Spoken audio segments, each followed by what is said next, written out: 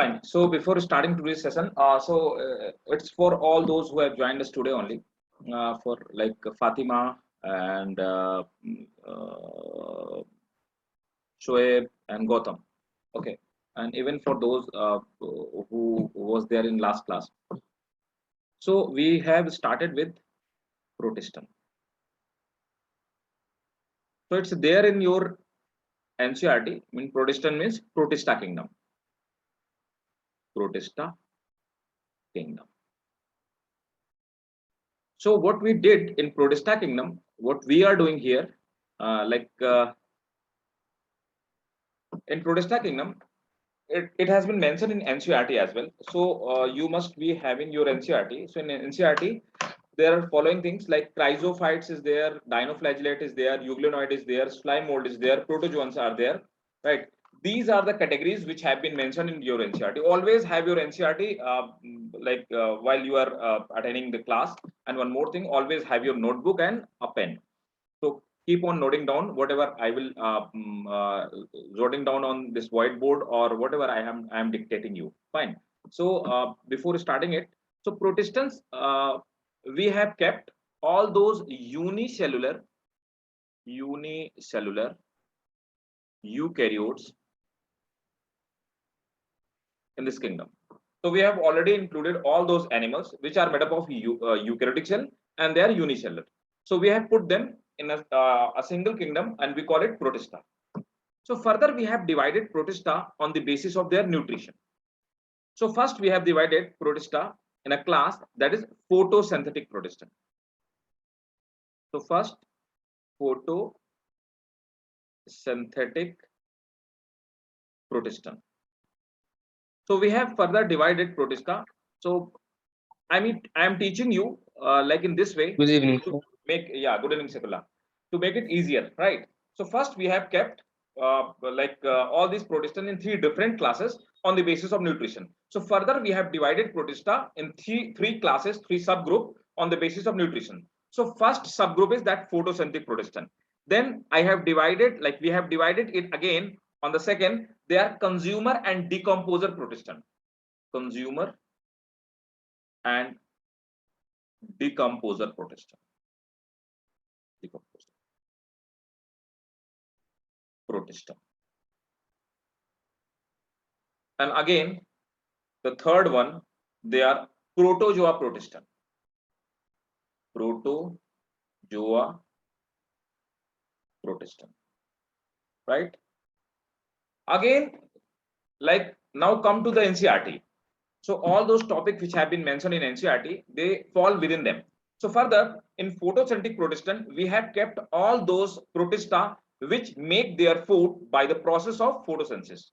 Technically, we can say all those Protistans which are autotroph, they have been kept in a group that is the photosynthetic Protista. In photosynthetic Protista, we have already studied in yesterday's class dinoflagellate. Dinoflagellate. So first subgroup of photosynthetic Protista is dinoflagellate. The second one, what we are going to study today, they are chrysophytes. Chrysophyte. So we'll start today's class from here only, chrysophytes. And I'm just briefing it for those who have joined us today only.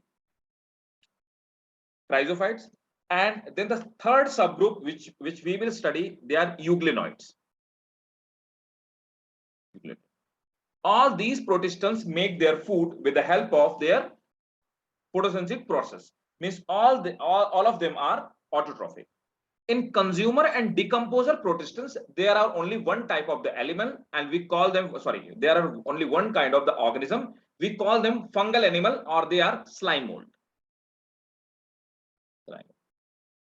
We'll study today slime mold in this subgroup. Again, in protozoan Protista, on the basis of locomotion, we have further divided Protistans in following part. So first, they are flagellated protozoan. Flagellated protozoa or protozoan. The second one they are amoeboid, which look like amoeba. Amoeboid protozoan. And again, it has been divided into further subgroup. Again, sporozoite or sporozoan protozoan. And last but not the least, they are ciliated protozoan. Ciliated protozoan. So this is the further division of Protista on the basis of, first we have divided. So first we have divided Protista on the basis of nutrition. So on the basis of nutrition, we had made three groups: photosynthetic, consumer decomposer, and protozoa. Further, again, we have divided them on the basis of locomotion. So dinoflagellate, chrysophyte, euglenoid, and further this consumer decomposer have been made. This just have only one kind, that is slime mold, and further the protozoans have been divided in flagellated, amoeboid, sporozoans, and ciliated. This is further subdivision on the basis of their locomotion. Is it clear to all of you? Yes, sir. Okay. Yes, sir. Yes, sir. So is it clear for new students? Gautam, Yes, is it sir. clear? Fine. Fatima, is it clear? Yes, sir. Fine. And again, somebody else. Who's there? New one. Rafiq. Are you new one? Yes, yes. Okay, fine. Yes, So is it yes. clear to all of you? Fine. So what we have already covered, we have covered dinoflagellate. And for the last class, you can have backup from the Niskar ji, who must have coordinated with you, or anyone who have coordinated with you from our team. So he'll share the link of last class or backup of last class. You can go through the last class. You can make notes on the basis of that. And even if you have any confusion, any problem, I'll be there in next class. Ask me directly. Fine. So today we are going to start from chrysophytes. So put the heading chrysophytes. So there is a B subgroup, and the subgroup is chrysophytes. So what are chrysophytes? So chrysophytes, let me first show you the structure of chrysophytes. The example of chrysophyte is diatoms. So what are diatoms? Previously, when this subgroup was not made, to the previous, yeah, sure, Gautam, I'll show you. You can take even a screenshot or you can jot it down. Please, anybody who want, please jot it down. Then I'll go ahead.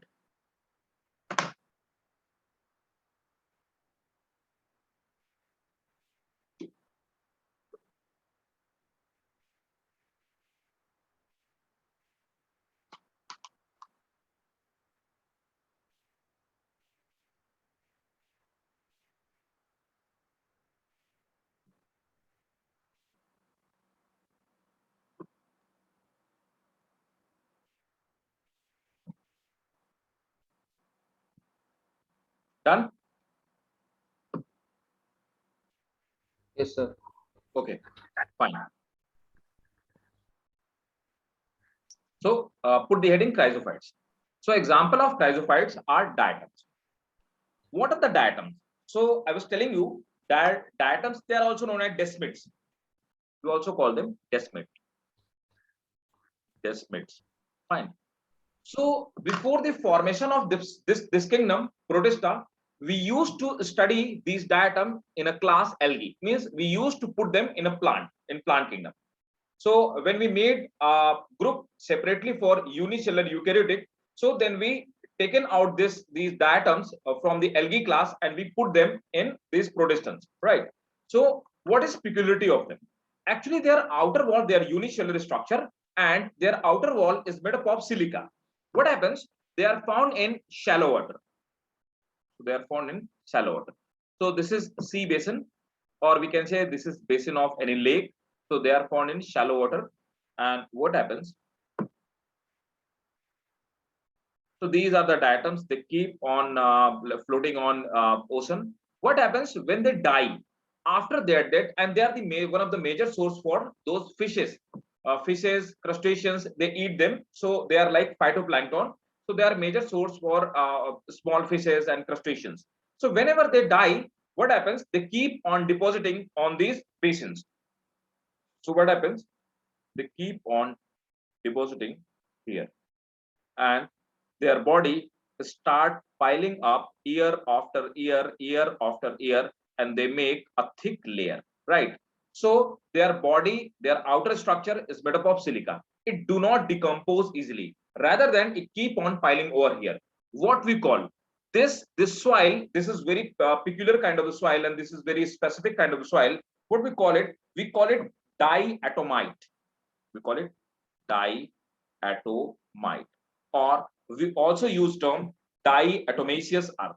We call diatomaceous earth. What we do, we take out this soil, and after taking out this soil, we refine it, and where we use it for making filter, for making hair gels, and for making toothpaste, and for refining of sugar syrup, and we use it in refining of petroleum, and many like more places. So they have very highly economical importance. So diatomaceous earth, it is made by diatoms, means it is made by trichophyte. Is it clear? Now let me show you the structure of diatom. I'll explain all these points. Let me show you structure of diatom.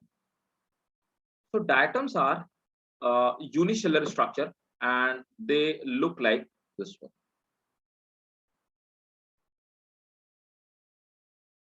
This is diagram of diatom. You know, it's look like a tiffin box of a small kid. So this kind of, you must have seen this kind of tiffin box, and they have two layer, like they have the lower part and upper part, means the lid part and lower part. So the upper part of tiffin is called epitheca, and the lower part of the tiffin is called hypotheca. So imagine this is like tiffin like structure. So this is unicellular algae, and these are diatoms. So they have two layers, epitheca and hypotheca. Hypotheca is lower body part, epitheca is upper body part, and they're exactly there. They remains in the same structure like a tiffin of a small kid. And the side of this tiffin, it have some design. So we call this girdle band. It's a design like structure. So it is called girdle band. Tiffin boxes. Yes, Fatima. So it look like tiffin box. Okay. So the lower tiffin box, that is called hypotheca. Upper tiffin box, that is called epitheca. And the side wall like this one. So the side walls, they have certain design, and design have certain girdle. So these are called garden plants. Okay. One more thing, the upper structure, they have this thin like structure, and this thin like is called rapi. Okay. One more thing, this upper surface, this is called epivolve, and the lower surface, this is called hypovolve. Okay. So the upper surface epivolve, lower surface hypovolve, and this upper structure lid, this is called epitheca, lower structure hypotheca. And inside this tiffin box, they have gel like structure, that is protoplasm. They have nucleus. They have all cell organelle which are found in unicellular eukaryotic cells, right? And they perform photosynthesis. So that is all about the diatoms. And this outer wall, this is made up of what? This is made up of silica, and it do not decompose easily. Now tell me, is it clear to everyone? Crystal clear? Sir, just can you give a simple idea of this again, sir? Because it's kind of confusing. Okay, look, this is like we are studying chrysophytes. In chrysophyte, the example is diatoms. So what are diatoms? They are unicellular form, and they perform photosynthesis. Actually, they are algae. They are unicellular algae. We have taken out them from plant kingdom, and we have kept them here in chrysophytes. Okay. So diatom, the structure of diatom, it just look like tiffin box of a small kid. It have lower part and upper lid. So lower base and upper lid. So in algae, we are using the upper lid is called epitheca, and lower part is called hypotheca. Fine. Then the upper surface is called epivolve, and lower surface is called hypovolve. And this side of tiffin, this side wall of tiffin, they have some design like girdle like design, and these are called girdle band. Okay. Inside this tiffin box, so this is eukaryotic cell. So what will be? There will be protoplasm and nucleus. And what they do, they perform photosynthesis. Their outer body, so now they are plant cell. So definitely they have cell wall. So cell wall is made up of what? Silica. And when they die, their dead body keep on depositing on seafloor and they make diatomite or diatomaceous earth. Now is it clear to everyone? Yes, sir, it's clear. Sir, can you define diatoms again? Diatoms. It's a Yeah, unicellular. that you are going to jot it down. I'll dictate it to you, right? So they are unicellular algae, or we can say they are unicellular plant, right? Yes. Okay. Okay. Fine. Great. Okay, Fatima. So now start writing. Rhizophytes. They all are, keep it in bullet form. They all are aquatic, and they all are aquatic, means found in water. They all are aquatic and found in moist terrestrial habitat. Next point. They are. Sir, can you write on the screen? Yeah, sure. They all are aquatic and also found in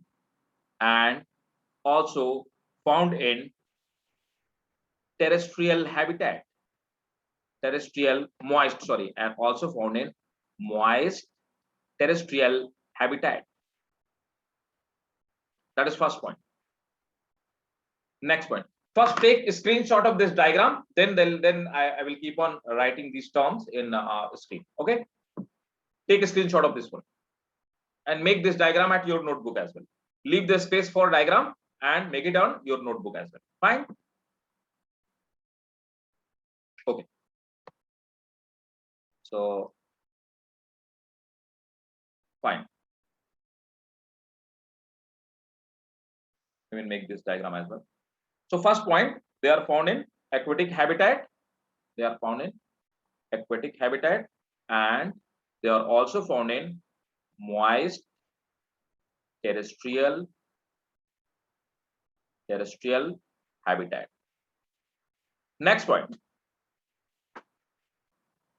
Now, how do they move? So what kind of movement they have? They keep on jumping. They just shrink and expand, shrink and expand. So this is movement.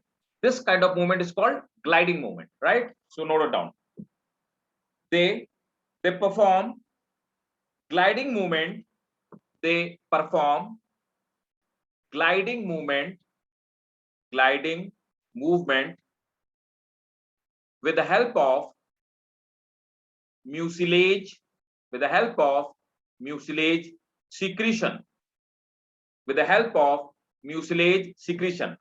So they secrete some gel-like substance from their body and they jump. So this kind of movement is called gliding movement, right? Next point. The dead body of diatom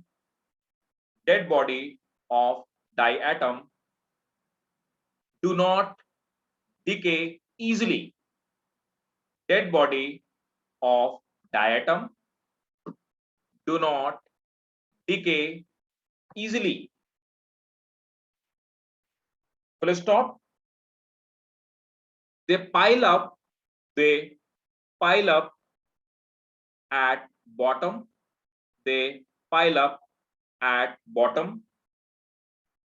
And make diatomite or diatomaceous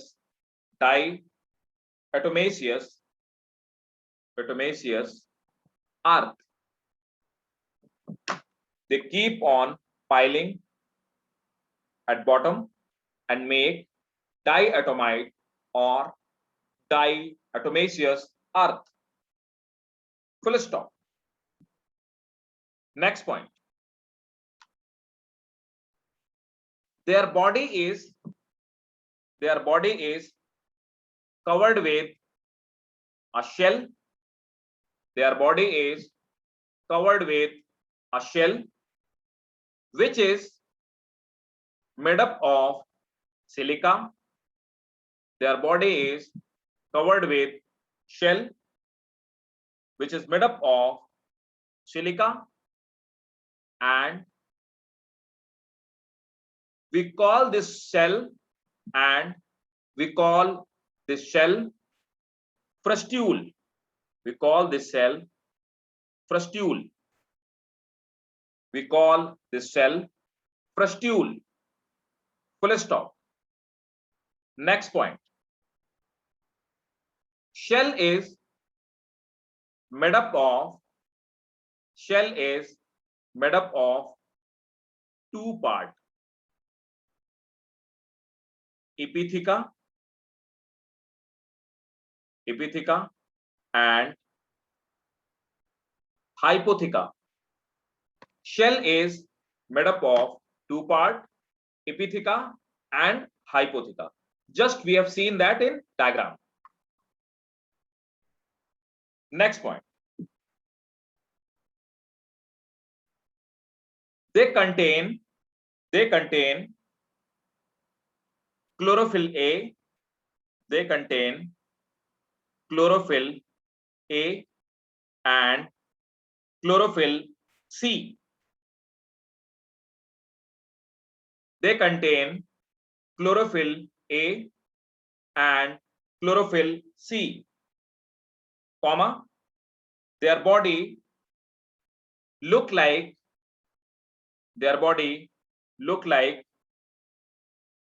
yellow brown.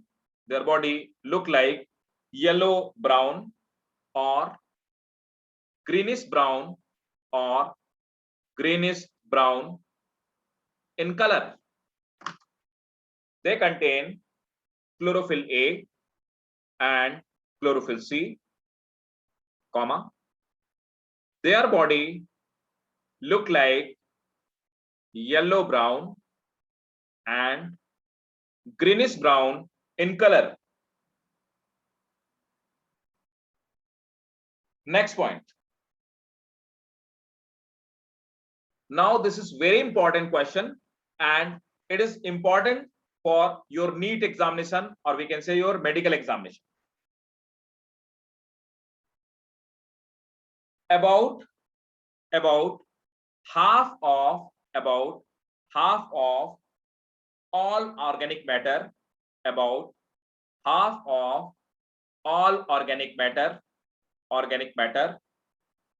synthesize in word. About half of all organic matter synthesized in word is believed to be produced by diatoms. Look, it's very important question. Means whatever the organic matter is made on the surface of earth with the help of photosynthesis, 50% of them is made by diatom. Rest of the 50% are made by algae, gymnosperm, bryophyte, pteridophyte, any kind of the plant. So plant kingdom contribute 50% and rest of the 50% is contributed by diatoms. Is it clear to you? Fine. So this was all about the diatom. Great. Gautam, clear? Yes, sir. Okay, fine. Marine, Shoaib, clear all of you? Mais, Tamara? Yes, sir. Okay. Yes, sir. Zena, all clear?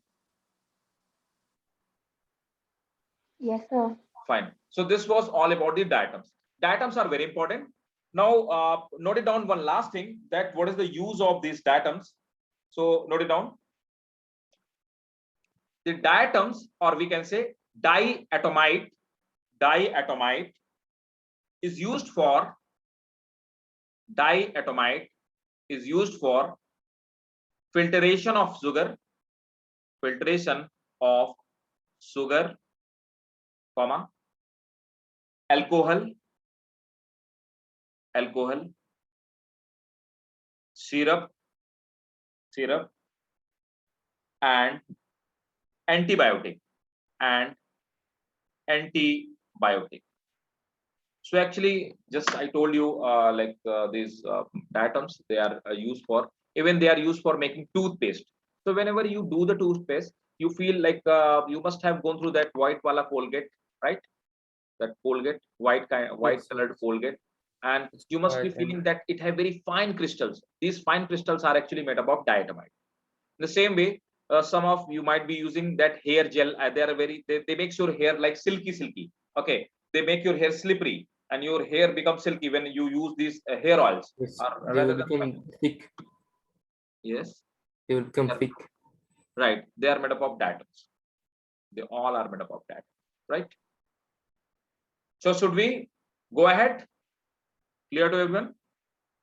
Yes, sir. Yeah, that will be Fatima. That will be harmful if we will intake them, right? Because this is not going to be digest inside. Even I would like to tell you, there are some diatoms which are poisonous as well, so we cannot consume them. So, but what happens? We cannot consume them, but we can use them external. For external use, they are not harmful for us. Fine. Okay. So now we are going to move ahead. So we have covered dinoflagellate in last class. Today we have covered chrysovites. Then we are going to study euglenoid. So come to the third point. So put the heading euglenoid. So the next heading is, so last photosynthetic subclass, that is euglenoid. So in euglenoid, the example is euglena. Sir, Euglena is, yeah. we was studying now before about the dinoflagellates, yeah? Yeah. They are only the one which are diatoms, yeah? Diatoms are different, and dinoflagellates, you know, and look.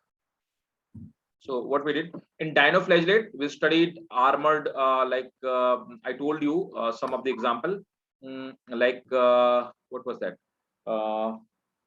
I told you example of dinoflagellates. We studied what to say, Goniolex, armored algae. So Goniolex was example of dinoflagellate. Then today we studied chrysophytes. So example is diatom, and in euglenoid example is euglena. Let me write it down. So here I have told you yesterday class, the example is Goniolex. Oh, yes, sir, yes, yes. N-A-U Goniolex. Goniolex, right? Goniolex. Yeah, right. Goniolex. And then today diatom. And in euglenoid the example is euglena.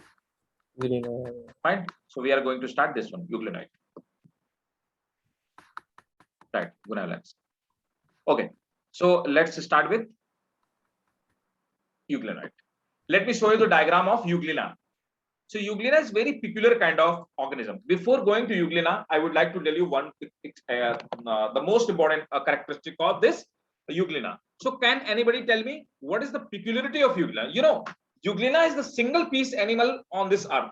You won't find even second brother or cousin of euglena on this earth. This is just a single piece organism. No one is like euglena. Flagella. Fatima, flagella is also found in like Chlamydomonas. It is also found in many protistans as well. Can somebody tell me what is the specific thing which make euglena exclusive? Pellicle. Pellicle is also found in some other protozoans as well. Yeah, pellicle is there. Yes, Sakulla. They have a high, they are rich in protein. Let me tell you, let me give you a hint. This is something related with nutrition of euglena. The kind of nutrition is found in euglena that is different across the earth. No other animal, plant, protista, autotroph, heterotroph. Yeah, That is the peculiarity. They have both kind of nutrition, right? Look, actually the body structure, or we can the cell structure of Euglena, it matches with animal, but it have the property of plant. So it have the property of both plant and animals. Look, so in Euglena, when light is present, suppose that, so Euglena is found in it's a different kind of protein cell. They are found in water, right? So when light is present, so what is that? Euglena perform photosynthesis and they behave like autotroph. So when life is present, they make their own food by the process of photosynthesis. So what they do, they perform the process of photosynthesis and they behave like autotroph for those which make their own food. But suppose that it's very cloudy weather for 2 or 3 days and light is not available over there. So now the situation is that light is absent. So what it do? It becomes heterotroph. What it do? It behave like amoeba and it start eating food in the form of particle. So it starts like taking or eating solid food. So Euglena have both kind of nutrition. It is heterotroph as well as is autotroph. So what is the term for their nutrition? We call Euglena is mixotroph. That is mixed nutrition. It have both kind of nutrition and no other organism on the earth have this kind of nutrition. Because of this property of Euglena, we call it connecting link between plant and animal. Because it have the feature of animal, it have the feature of plant. It also share other feature of plant and animal, both. So we call Euglena, that is important. We call Euglena connecting link between plant and animal. Is it clear to everyone? This point? Yes, sir. Fine. Sir, heterotroph means, sir, when light is absent, they are heterotroph means they are directly or indirectly depend on plant for their nutrition. Yes, I know, but means how they can get nutrient? You know, they keep on swimming on like water. So they have small organic particle. They eat small organic particle with the help of their mouth. So they are aquatic also, yeah? Yeah, they are aquatic. Let me show you their diagram. Fine. Did you jot it down? Wait, sir. Please jot it down. Then I'll show you diagram of Euglena. And we'll discuss some more point. One more peculiarity. Euglena have two nucleus, one larger, one smaller. So they are they have dikaryotic situation. Megakaryon, microkaryon. So they have two nucleus, one for reproduction, one for their growth. That is, two nucleus have different function. Jot it down and let me know that you have jotted down it.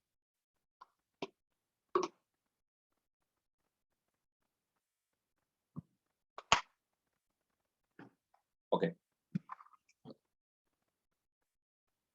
Fine, done. So let me show you a diagram of Euglena.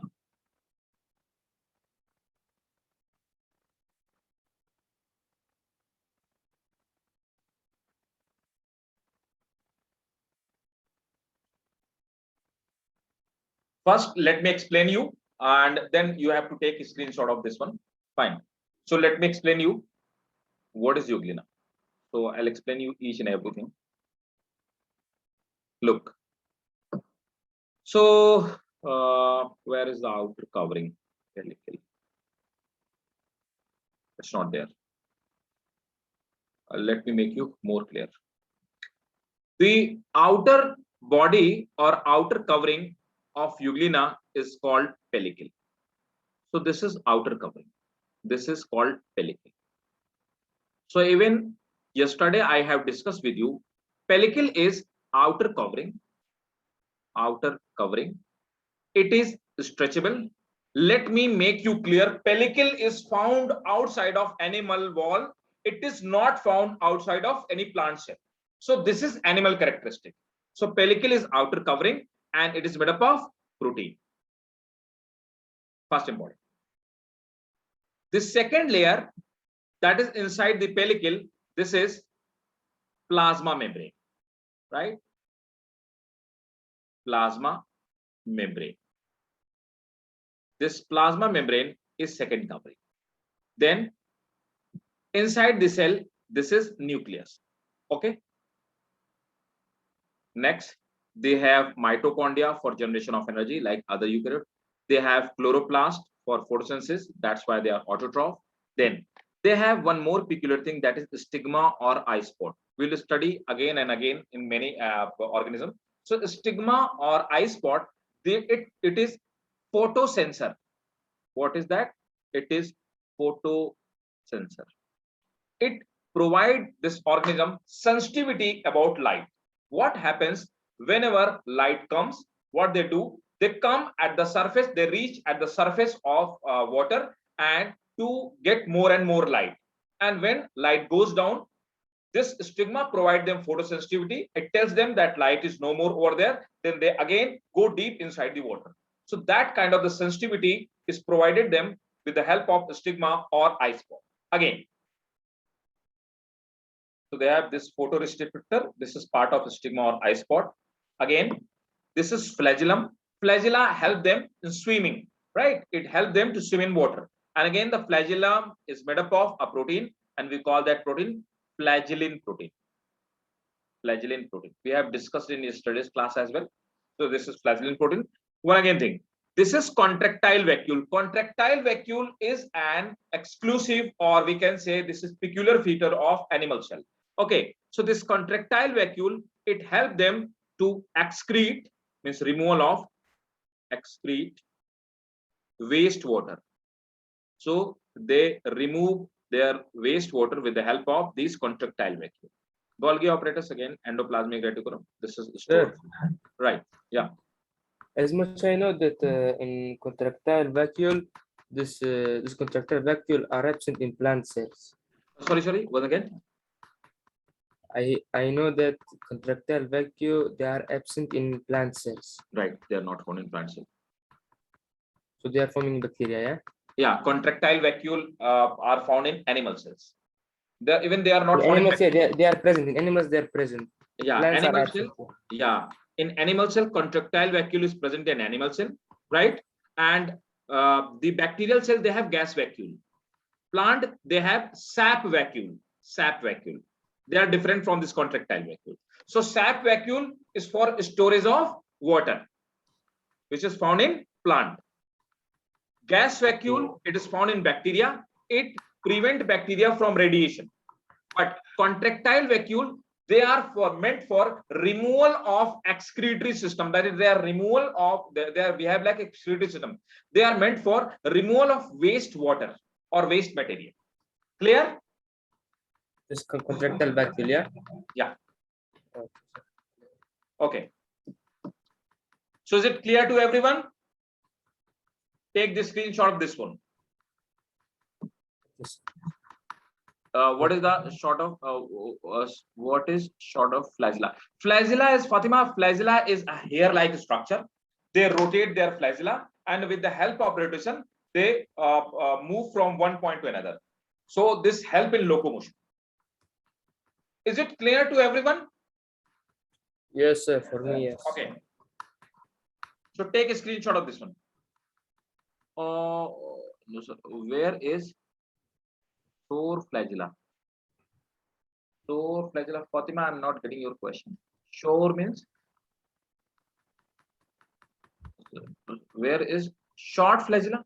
No, not short flagella. Means flagella. Flagella is a long kind of hair-like structure, not short. Okay.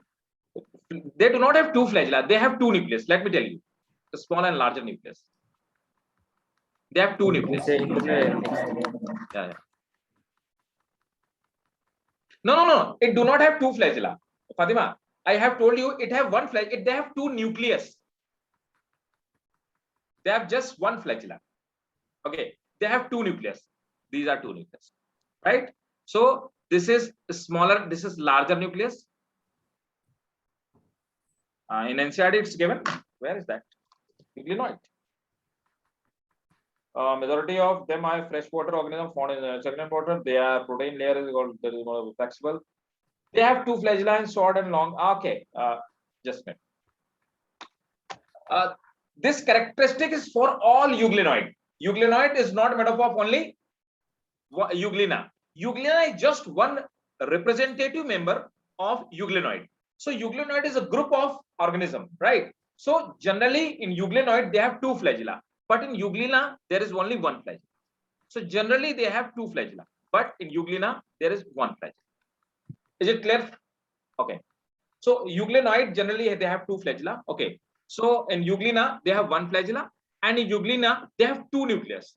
So this is large nucleus and this is a smaller nucleus, right? Sir. So large nucleus. So what is the function? Both have different function.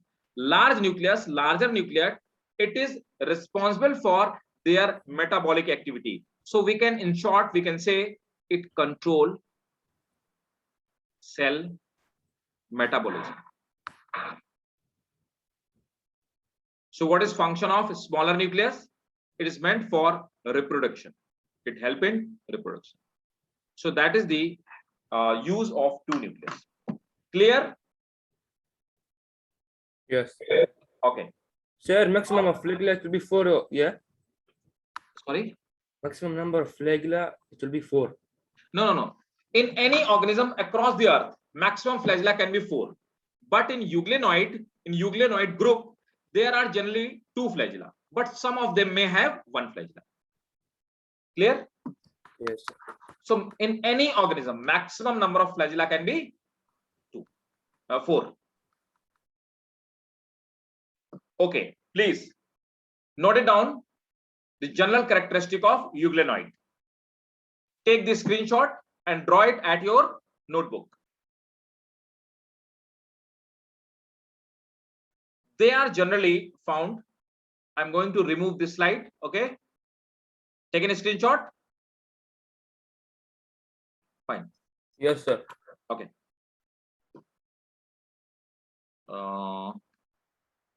NCERT diagram of euglena. They have to. No, they have just one flagella. In NCERT, euglenoid, it's looking like one flagella. Just one flagella. In NCERT. 2 flagella. I have that. Yeah. I have the book too. Yeah. Sir, it's not shown. It's not visible to you. Look. Share it. Take a picture and share it. Yes. They have just one flagella. In NCERT. You have the same NCERT or some different NCERT? Sir, which page? In page number 21. Yes, 21. I have 2 figures, A and B, in 2.4. A figure A, that is for euglena. Yeah, exactly. Okay, fine. So note it down, start noting down the characteristic. Fine. So euglenoid. Next, first characteristic. Clear to all of you? Yes, sure. Okay. Just a minute. Give me 1 second. So your NCERT diagram is like this one. I will show you one more diagram. This is actually your NCERT diagram. This one, NCERT diagram. So this is just flagella, eye spot, food reservoir, chloroplast, spiranoid, nucleus, contractile vacuole, and this one. This is your actually NCERT diagram, right?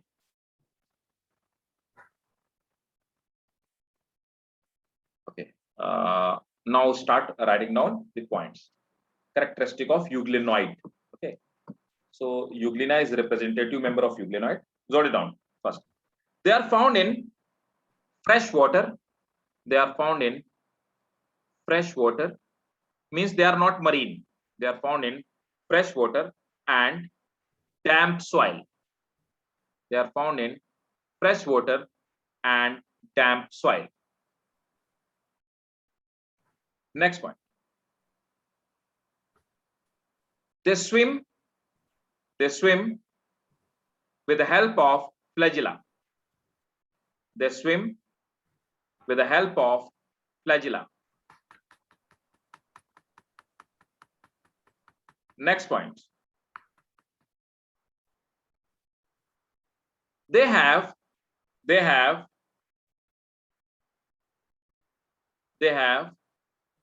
mixotrophic, mixotrophic nutrition in euglena, while they have mixotrophic nutrition in euglena, while euglenoid have holozoic, autotrophic,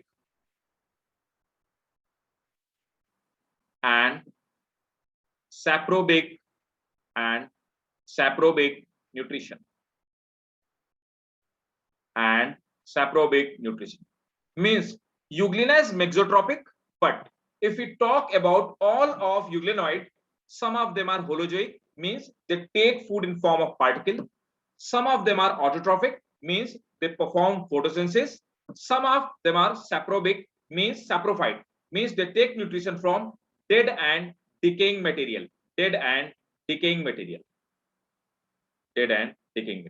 So they have all these kind of nutrition. Next point. Their body is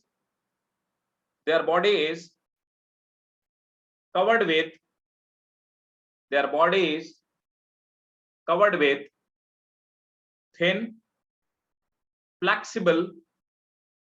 thin flexible covering called pellicle. Thin flexible covering called pellicle, which is made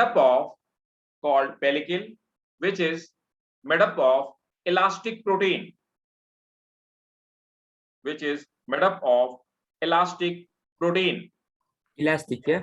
Can you write? elastic protein. Elastic means flexible. Yeah, Made elastic. up of Okay. elastic protein, means it is stretchable. Next point. Euglenoid have generally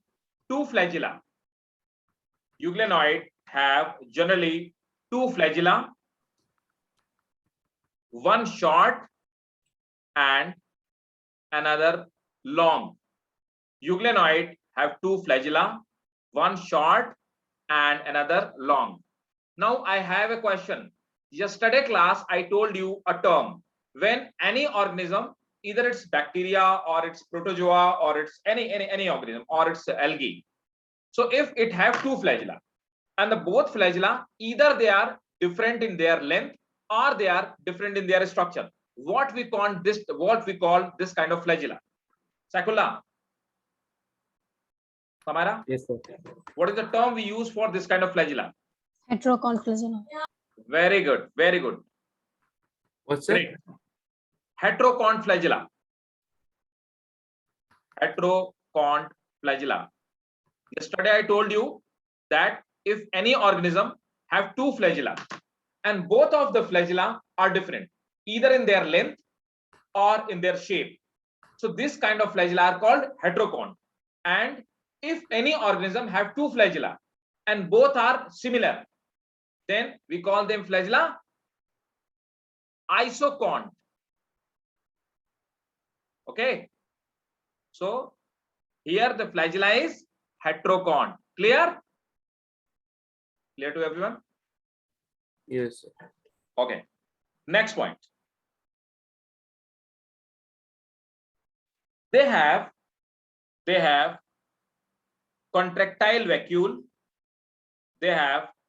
contractile vacuole. Which help them in removal of waste water. which help them in removal of wastewater. It's important. Next point. Many times the function of contractile vacuole have been asked in your medical examination. Next point. They contain eye spot. They contain eye spot or stigma. Both are same thing. They contain eye spot or stigma,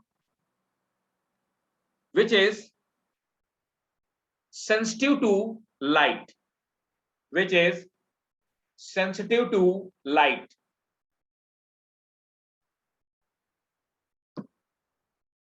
Next point.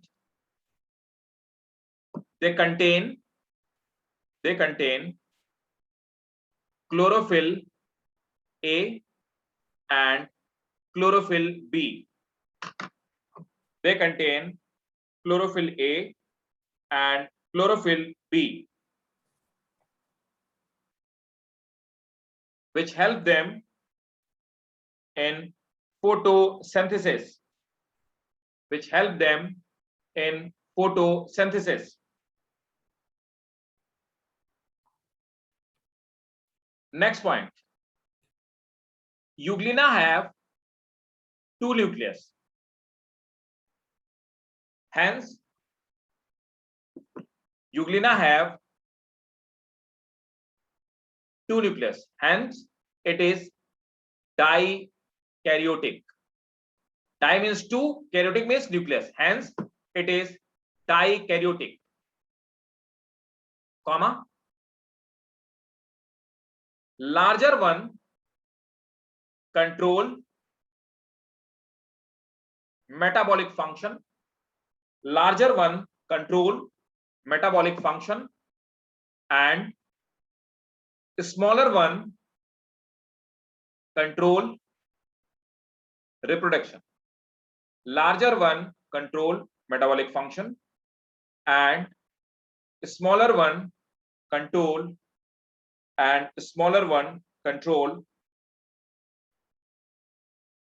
reproduction. One last thing.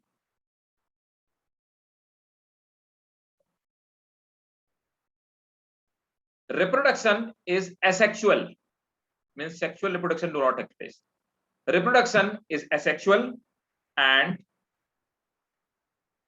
they reproduce by the process of binary fission. So binary fission I have explained in the last class, and all those who are new one, I am going to explain them again. Like binary fission, suppose that this is a cell of Euglena. So what happens? It is a euglenoid cell. So when it performs reproduction, it start dividing into two from its anterior part. So what will happen? They will look like this one. So first, a furrow or ridge-like structure start forming from upside. So what will happen? From upper side, they will start dividing from here. So from here, they will start dividing. After some time, they will divide into two separate cells. And when any organism divide like this way, this is called binary fission. So by this way, reproduction takes place asexually. So this is binary fission in Euglena. Clear to everyone? Or you have any question? Yes, yes. Fine. So this was all about the photosynthetic protistan. So tell me, Gautam, Fatima, and Shoaib, is it clear to you, all of you? Yes, sir. Clear, sir. Zaina, clear? Mais, Yes, sir. Shakullah, all clear? Yes, sir. I was clear. Okay, great. So now we are going to move in. Next, come again. Sir, First place. Sir, what's the means of the dikaryotic? Di means two, and karyon is the Latin word. Karyon means nucleus. Yes, yes. Okay, Monokaryotic means one nucleus. Mono means one, karyotic means nucleus. So monokaryotic, those who have one nucleus. Dikaryotic, which have two nucleus. two nucleus. Multikaryon, more than two. More than two. Okay, sir. And more than two nucleus are found in fungi. We'll study in fungi. We'll discuss in fungi. Okay.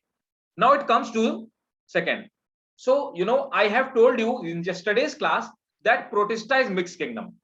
We have taken photosynthetic unicellular forms from plant kingdom. We have taken consumer decomposer, means slime mold. We have taken it out from fungi. Okay. So let me discuss you what are these slime molds.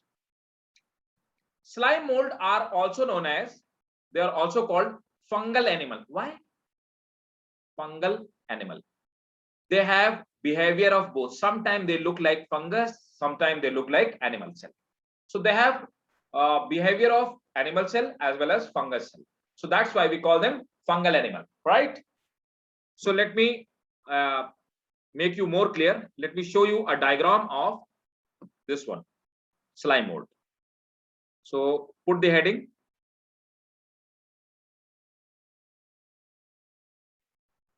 So the B is consumer decomposer protester. Consumer decomposer protester.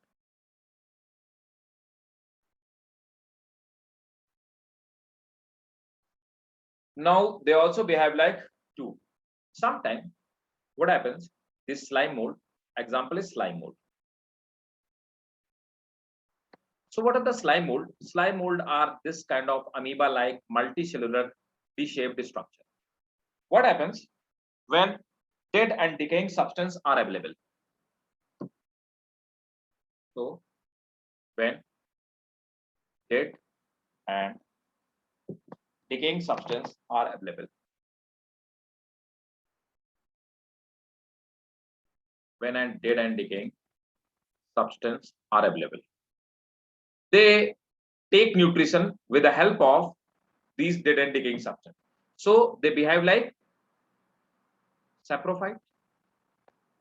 Okay, so means saprophytic mode of nutrition is found in fungi. So they behave like fungi. Now what happens when dead and decaying matter is not available? So what they do when lack of food. So there is lack of dead and decaying material. So lack of food, they eat small bacteria and protozoa. So they keep on eating bacteria and protozoa, means they start behaving like amoeba. So what they do, they make this kind of structure and they eat some. So the mode of nutrition is what? That is holozoic. They are taking food in the form of particle. So holozoic mode of nutrition is found in animal. So they behave like animal. So sometimes they behave like fungi, sometimes they behave like animal. So we call them fungal animal. Is it clear? Clear? Note it down. Then Yes, I'll sir. show you a diagram.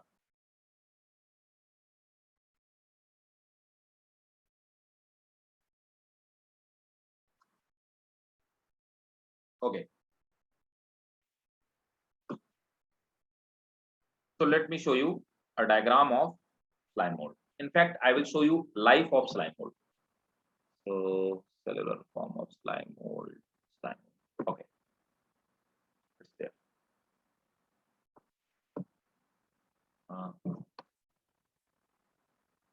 Slime mold. First look, this is the structure of slime. So they have multiple nucleus, endoplasm and ectoplasm, means this is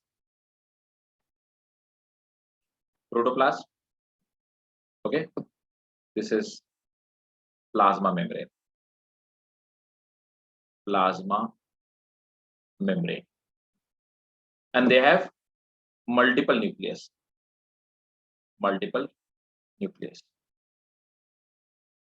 Take a screenshot of this one, then I will show you life cycle of this slime mold. It is slime mold. Please take the screenshot. So the density of protoplasm is different. Outer protoplasm is denser, inner protoplasm is less denser. That's why we call ectoplasm, means the protoplasm found outside. Endoplasm, the protoplasm is formed inside. Clear? Taken a screenshot? Yes. Great. Now let me show you another diagram of this slime mold. Okay.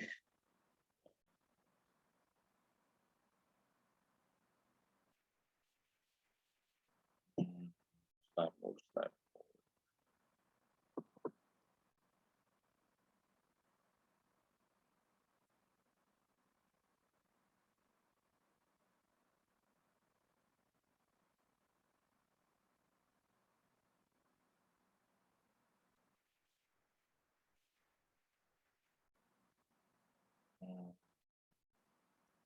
Look, this is slime mold. What happens? Slime molds are like this kind of cells. So what they do, they start feeding on some substances. Then they look like this one, aggregate. So number of the cells get collected at a part. These get collected and they make this kind of the structure. This is a fruiting body. This is a reproductive body. And they have number of spores inside. These spores spread. And from the spore, some amoeba-like cells come out, right? So they are the slime mold. They also, this is mode of asexual reproduction in slime mold. In sexual reproduction, what they do, these amoeboid cell, what they do, they syngamy means these cells fuses. In the study I told, when two cells fuses with each other, this is called syngamy. So syngamy is fusion of cell. So two cell fuses, they make a diploid zygote. In zygote, division takes place and they again make amoeboid slime mold. So this is the life cycle of slime. Is it clear? And if you have any doubt, ask me.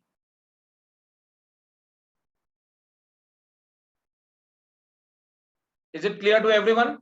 Please tell me. Yes, there is. So note down the characteristic of slime mold. Take the screenshot of diagram, then I'll move ahead. Okay, great. Take the screenshot, please. Okay. Now jot down the characteristic of slime mold.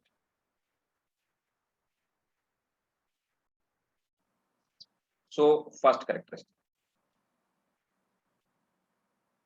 They possess the character of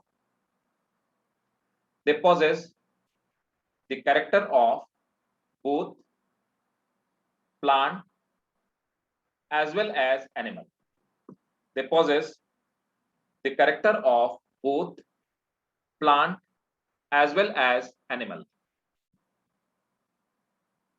Hence, they are called fungus animal. Hence, they are called fungus animal.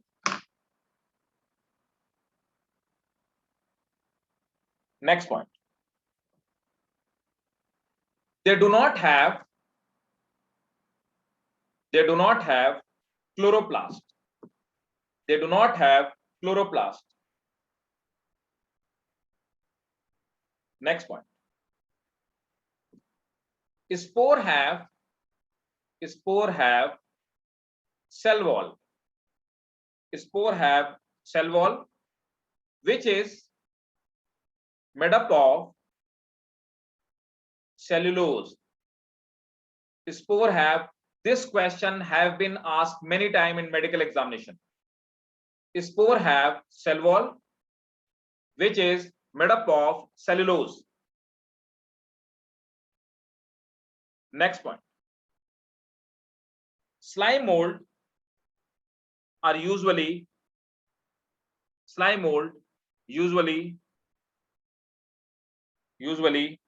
lives in slime mold usually lives in dead and decaying vegetation. Dead and decaying vegetation. You know, slime mold are very soft organism. What happens? They are found in dead and decaying leaves, which are found in your garden.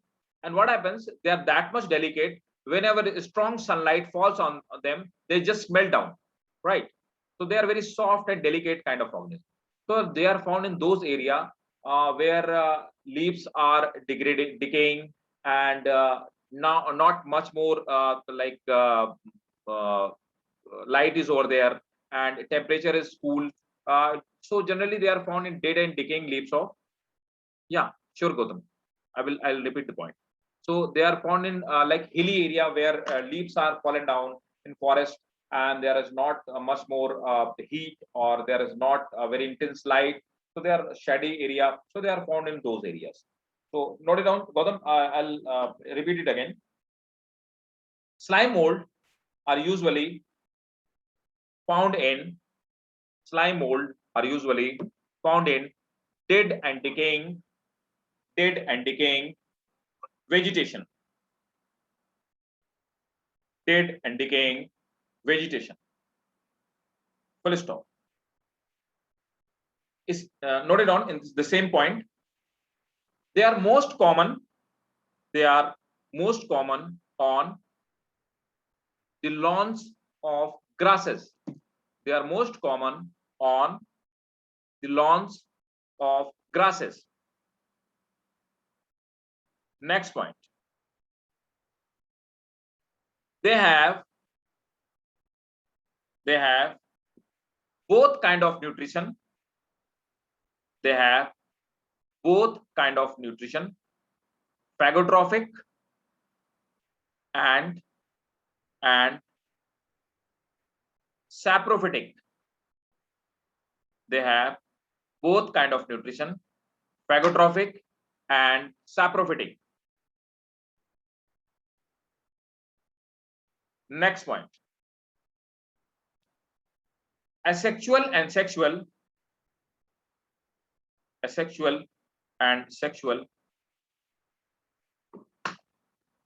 Both kind of reproduction. Asexual and sexual. Both kind of reproduction is found. Asexual and sexual. Both kind of reproduction is found.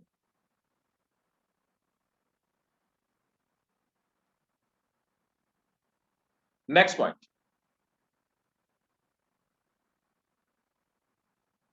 Slime mold reproduce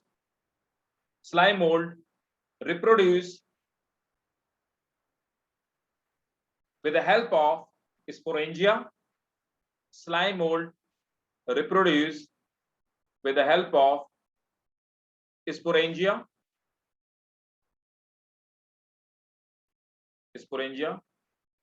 Which is characteristic of fungi. Slime mold reproduce with the help of sporangia, which is characteristic of fungi.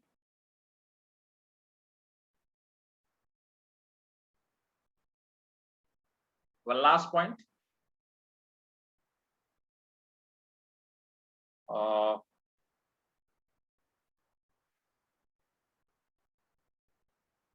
They feed like amoeba. Which is a characteristic of animal cell. Full stop. Now tell me, is there any confusion in any point, any doubt in any point? Please have a glance and ask me if you have. Sir, can you just say about the first line? Fungus animal. First point. Sorry, Shakula, again. The first point. First Fungus point. animal. Fungus animal, yeah, they behave like both fungi. So you know they are found in dead and decaying matter. That is characteristic of fungi, right? Look this one. They feed on they take nutrition from dead and decaying substance, so they are saprophyte. That is characteristic of fungi. They eat like amoeba, so we call this nutrition holozoic. So this is characteristic of animal. Okay. Clear? So we Yes. call them fungal animal because they have characteristic of fungi as well as animal cell. Clear? Yes. Yes. Should we go ahead? Yes. Okay. So third heading, protozoan protista. Protozoa protista. So the next heading is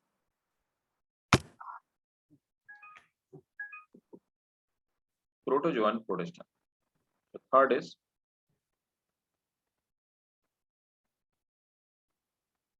protozoan protista. So protozoan protista, actually they are mainly animal cells. So they are mainly, we can say they are unicellular animal cells, right? They are protozoan protista, right? So in protozoan protista, first I have told you that we are going to study the first one, and that first one is, that is what? Flagellated protozoa, right? So first subheading is flagellated protozoa.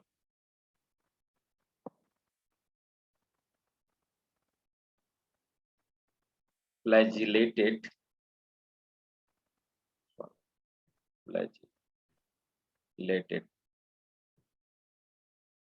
protozoa, right? So let me explain you the first flagellated protozoa.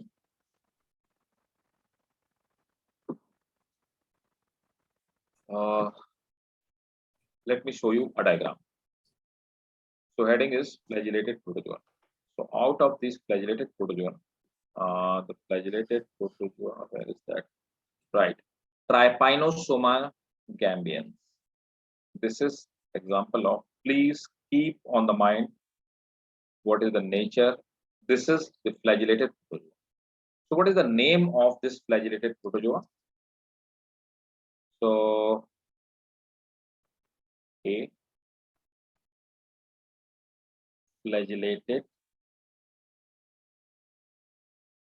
protozoan. The name of this flagellated protozoa is Trypanosoma.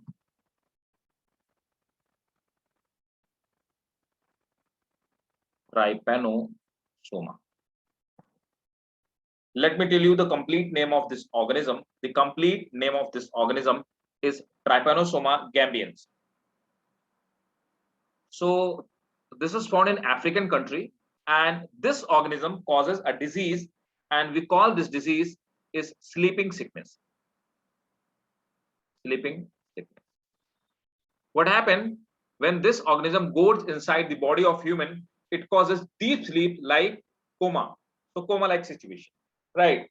And you know, this Trypanosoma gambians, it is transferred to organism with the help of a fly, and the name of that fly is CC fly. So we write it TSE, CC fly. So CC fly is like a sand fly. It's a normal fly, a bigger size fly. It bites humans and it transfers this protozoa.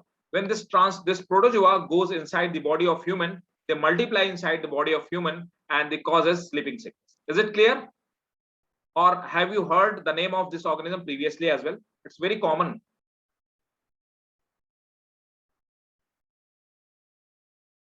Are you aware with this organism or not? Have you heard about it before today? No, sir. No. Okay. So let me explain you. This is an animal cell, like protozoa cell. So the name of is this organism is Trypanosoma. The complete name is Trypanosoma gambians. Actually, this is found in African country. So in African country, there is a larger size fly, and the name of fly is CC fly. We write TC flies, TSE, and we pronunciate it CC fly. So this CC fly, it bite humans. So when this fly bite human, it transfer this unicellular organism with help of its mouth or saliva.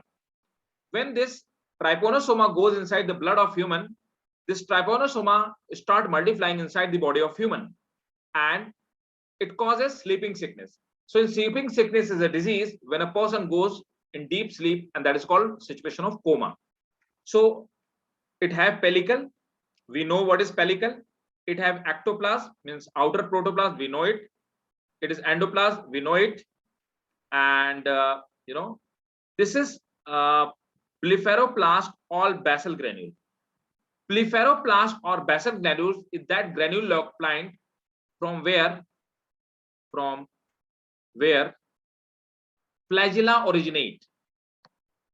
Flagella originate, or we can say it is root of flagella. It's a root of flagella, right? Then again, it have some undulating membrane.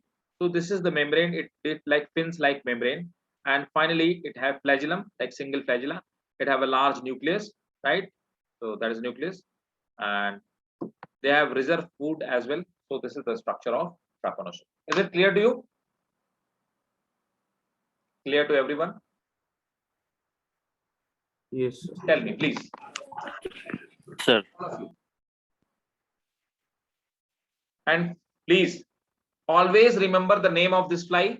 Always remember the disease it causes, right? Always remember the class, that is, they belongs to Protozoa, and Protozoa belongs to Protista. Clear? Yes, sir. Please note it down.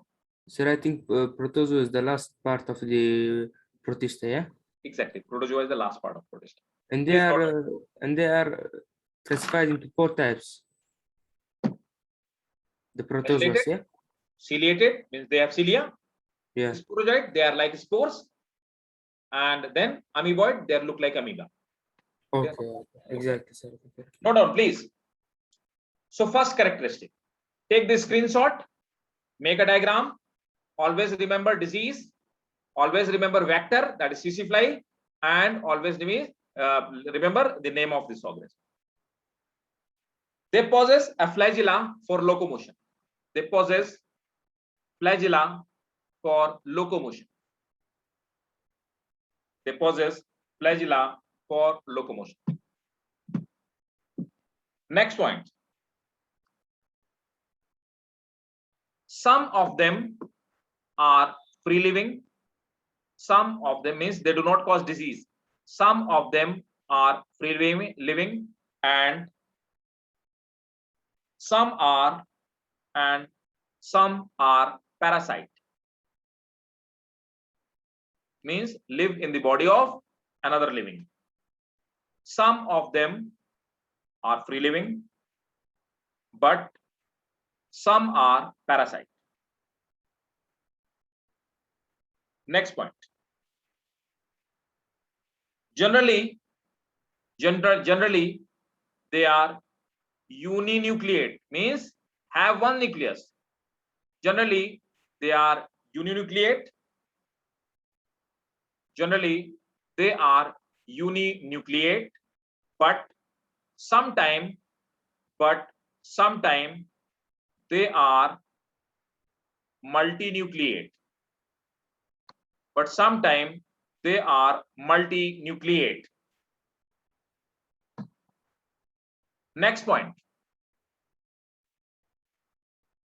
Body remains covered with pellicle. Body remains covered with pellicle. Next point. Asexual reproduction takes place through binary fission. Asexual reproduction takes place through binary fission.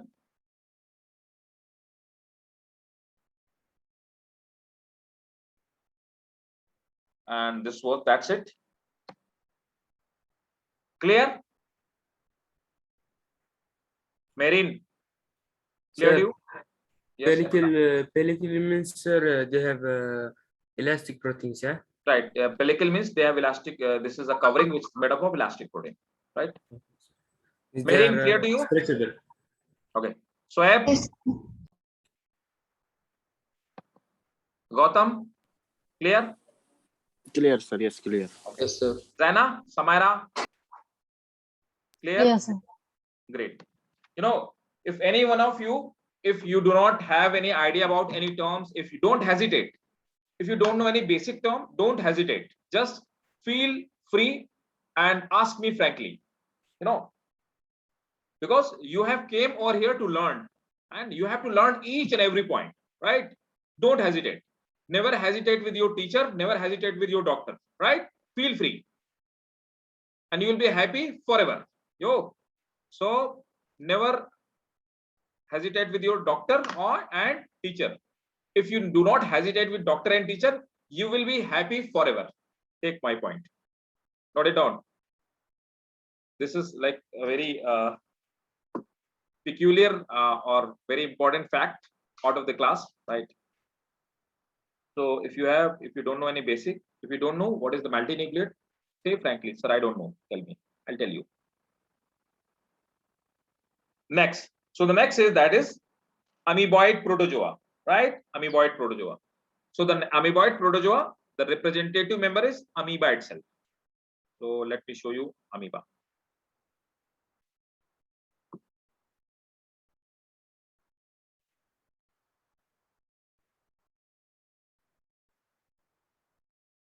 Amoeba, we are studying this organism since our 6th standard, and even you all have gone through, you must have gone through the amoeba since your 6th standard. So again, we are studying it. So the B part is, that is amoeboid protozoa. Amoeboid protozoa. Protozoan, amoeboid protozoa. And now the example is amoeba itself. So the complete name of amoeba is, let me tell you, Entamoeba histolytica. So this is an organism, Entamoeba. So name of this organism is Entamoeba histolytica. Entamoeba histolytica. Can any one of you tell me what is the economic importance of Entamoeba, or what exactly it causes?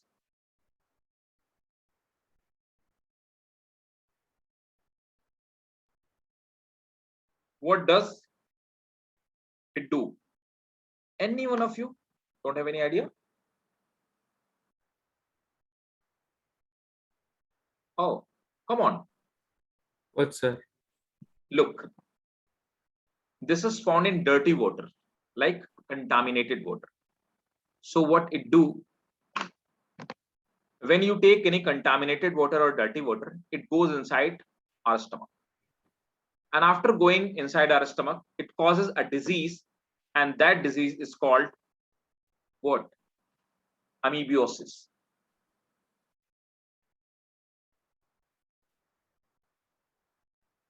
Amoebiosis. In amoebiosis, it causes dysentery. So what is dysentery? Dysentery is blood start coming out from stool. Dysentery. So it causes dysentery, and this disease is called amoebiosis. Is it clear? You must be aware with dysentery. DYSENTERY. Dysentery. Right? Dysentery means blood with stool. Blood with stool. So what it do? Amoeba goes inside our stomach. Then it goes inside our small intestine. In a small intestine, it tries to dig inside the small intestine, make hole, and goes inside. and start multiplying over there. So when it dig inside our small intestine, it make hole. So blood start coming, oozing out from that our small intestine, and that disease is called amoebiasis. Okay, so let me tell you the structure of amoeba. This is, look, they have food vacuole and they have contractile vacuole for excretion. We know it. This is called excretion. Removal of waste. That is the removal of waste. Removal of waste. Then again, they have water vacuole. This is ectoplasm. And sol and gel means this is the state of plasma. And they have pseudopodia. Pseudopodia, what does it mean by pseudopodia? Pseudo means false and podia means foot. Pseudopodia. So pseudoterm means false. And podia means foot. So what this pseudopodia do? They help in movement and locomotion. Movement and locomotion. So what is that? What is pseudo? Pseudo means false. False means which is not real. False. Okay, okay. Not real, false. False. So they are not true legs, true feet. They just come out, then they disappear. So because amoeba can change its shape, so they are called pseudopodia, false foot. Okay. Clear? Yes, yes. So in previous part, that is flagellated protozoa, locomotion takes place with the help of flagella. In amoeboid protozoa, the locomotion takes place with the help of pseudopodia, right? Note down the characteristics first.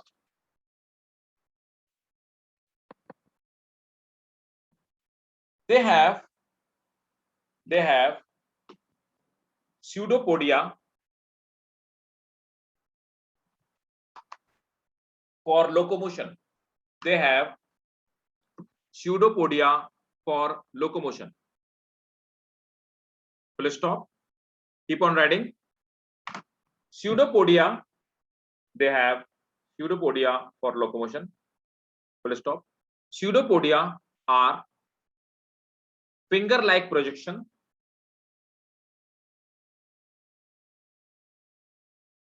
Pseudopodia are finger-like projections which are temporary and help in locomotion, which are temporary, help in locomotion and taking food.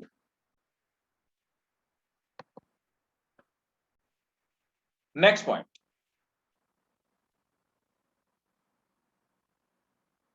Sir, can you There- repeat? Pseudopodia are finger-like projections. They are temporary and help in locomotion and taking food. Next point. They are generally uninucleate. They are generally uninucleate, but some of them, they are generally uninucleate, but some of them are binucleate. Next point. Body remains covered with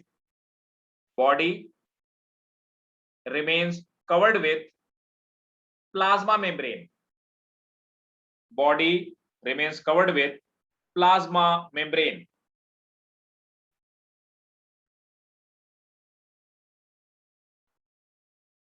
Next point. Both asexual and sexual reproduction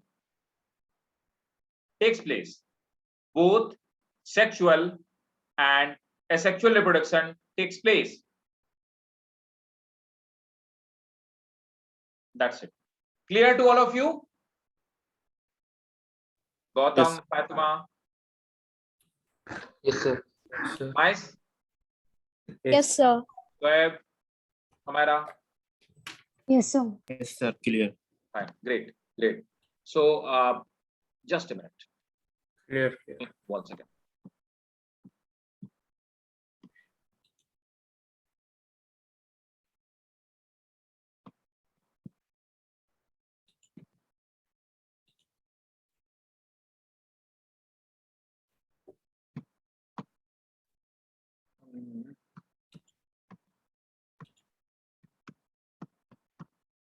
I want to tell you something more.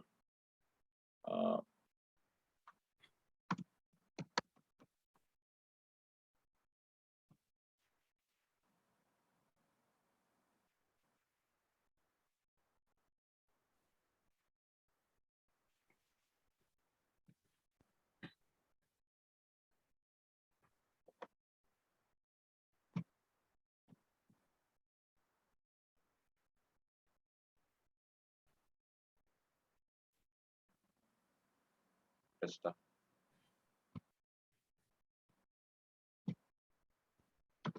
one more something extra point. So let me explain you something extra. So in extra point, I want to tell you the mode of nutrition which is found in amoeba. You must have gone through with it during your childhood or during your 9th class, or if I'm not wrong. Look, this is the process by which amoeba take food. Okay. You must be aware with it. If you don't know, then just try to understand. So what happens? Amoeba changes its shape. So when it gets a food particle, it changes its shape. So this finger-like projection comes out. These are pseudopodia. So I told you pseudopodia help in movement and locomotion, and pseudopodia also help in taking food. Okay, yeah, yes, in F class. So pseudopodia, they make this like a structure. Then what happens? The pseudopodia closes down. Then food particle goes inside, and this structure, this circular structure, is called food vacuole. When this food particle goes inside, what they do, they secrete some digestive enzyme. Digestion takes place. When they digest, they absorb nutrient from food, and they remove this they remove these waste.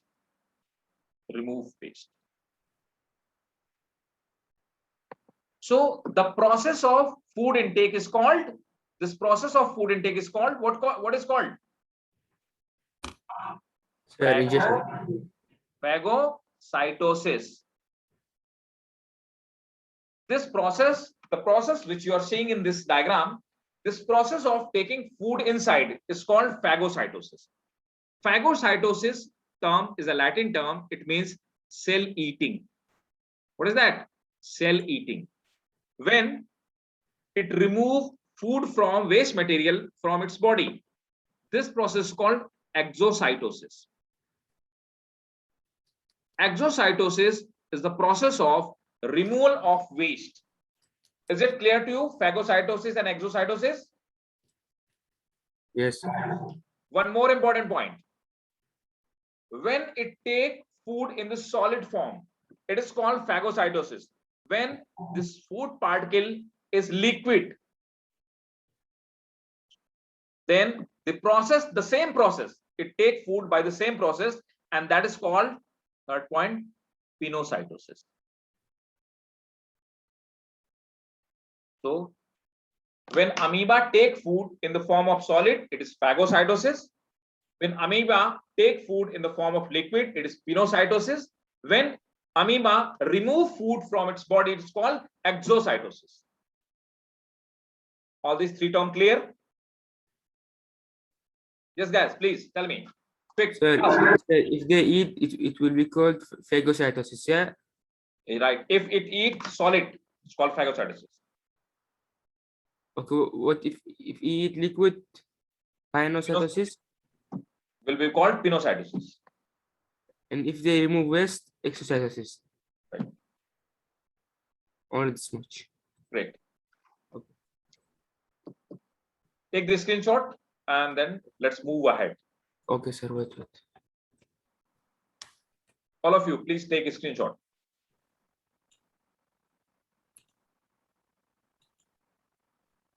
Again. Okay. Yes, sir. Take it. Welcome. And now the third one is that sporozoans. Okay. So let me tell you sporozoans.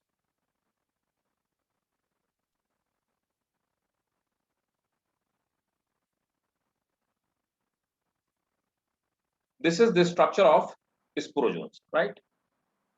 So this is the structure of sporozoans. So what they are? So the third point, that is, or we can say third type of protozoa. Third type of protozoa are sporozoans.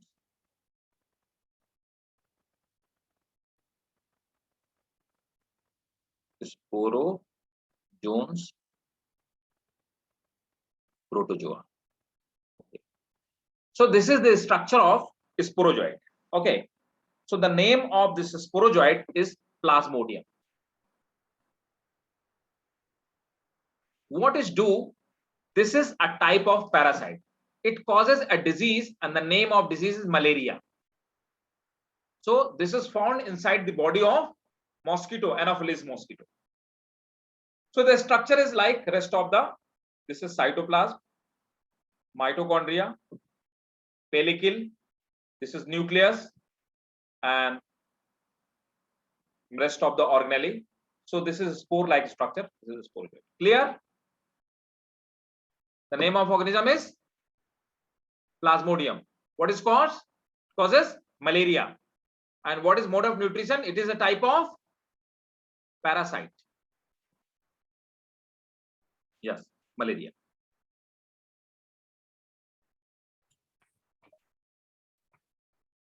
Okay. Fatima, clear to you? So what's apical cape? Huh? Yes. Apical cape. Apical cap means the upper part. Apex means the upper part. And apical cap means upper cap like structure. Okay. Okay. Okay. Note it down. So they have single nucleus? Yeah, they have single nucleus. They are uninucleate. All sporozoans are very important point. Very, very important. All sporozoans are endoparasite. What are endoparasite? Mosquito lives outside of body. So exoparasite. Those which lives outside. And those which live inside our body, they are endoparasite. So amoeba is endoparasite. Sporozoan is endoparasite. Note it down. All sporozoans are endo. Yeah, right, Fatima. Tapeworm is endoparasite. It lives inside our body. Very good. So all sporozoans are endoparasite. That is, they are found inside body. That is, they are found inside body. Next point. They do not have any organelle. They do not have any organelle for locomotion. They do not have any structure for locomotion. Neither flagella, nor cilia, nor pseudopodia, nothing like that. They do not have any organelle for locomotion. Next point. Body is covered with pellicle.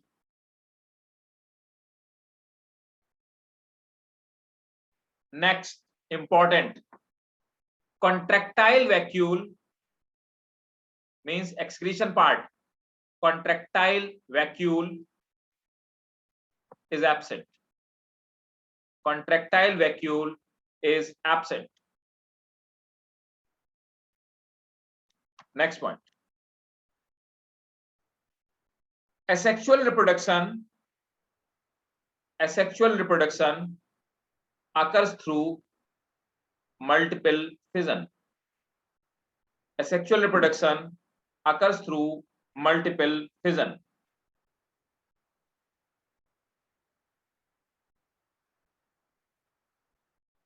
Right? Plasmodium, they are uninucleate. They are uninucleate.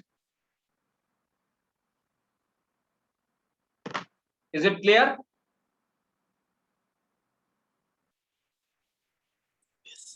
Yes, Okay. sir. Yes, sir. Yes. So last but not the least, that is ciliated protozoan. Take this screenshot, then I'll move ahead. First point, yes. First point is that all sporozoans are endoparasite. All sporozoans are endoparasite. That is, they are found inside body. That is, they are found inside body of host. Clear? Taken screenshot. So right now I will take a screenshot. Take it.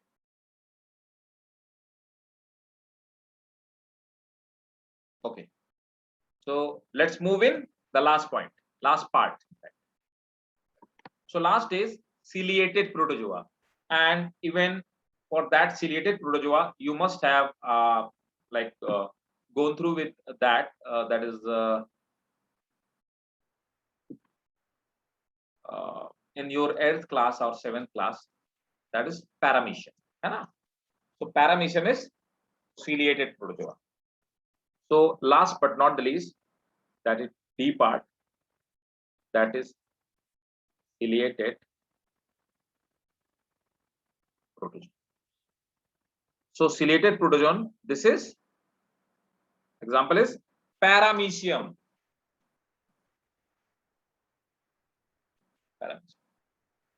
So paramecium is ciliated protozoa. Why? Because paramecium have a small hair-like structure. These are called cilia. So flagella are long hair-like structure. They can be maximum 4 in a cell, but cilia are millions of structure. So cilia, they are small hair-like structure. And what is their function? Their function is locomotion, and they also help in food capture. Food capture. So there are two functions of cilia. Again, pellicle is there. They have oral groove. What is oral groove or vestibule? That is mouth.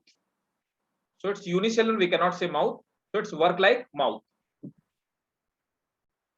Then look, this is cell mouth, and this is anal pore.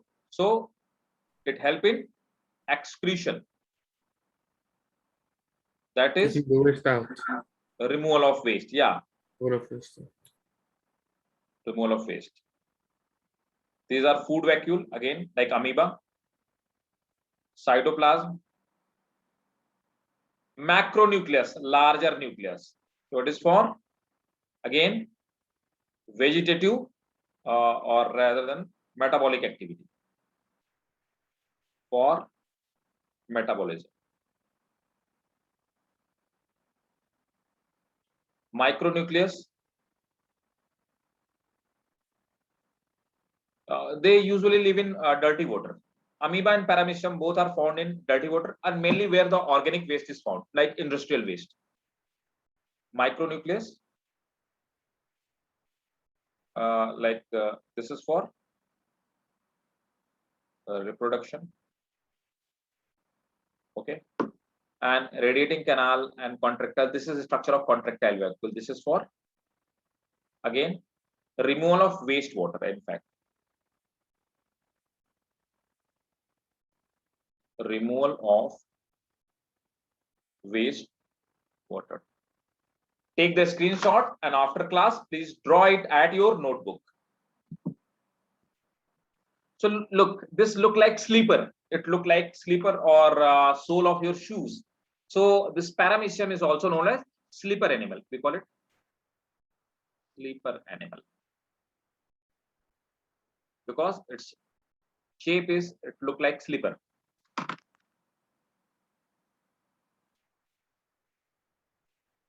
So note down, they have cilia. First point, they have cilia for locomotion, and they have cilia for locomotion and food intake. They have cilia for locomotion and food intake. Next point,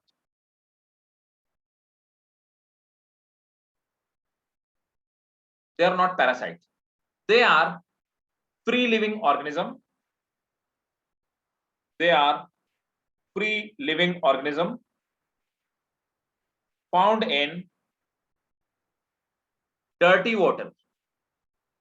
Found in dirty water, comma, few of them are parasite. Few of them are parasite.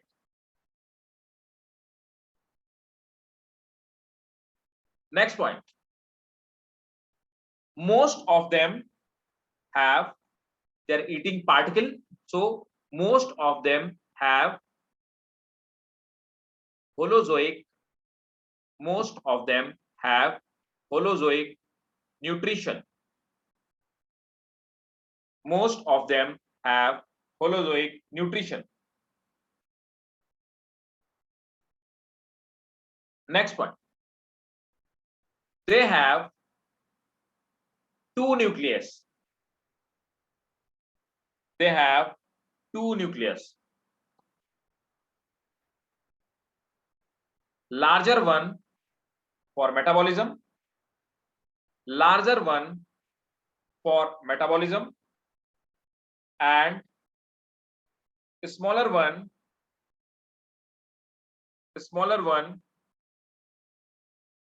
for reproduction. Next point, both asexual as well as sexual reproduction is found.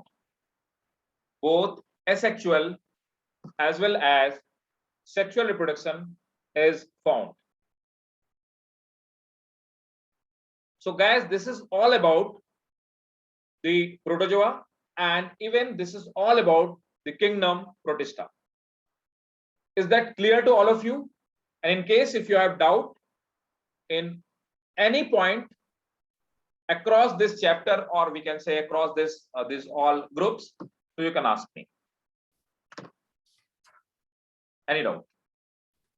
Sir, how they can be sexual, asexual and sexual? Asexual reproduction takes place through binary fission, and in sexual reproduction usually they conjugate, means two cells fuses. Okay.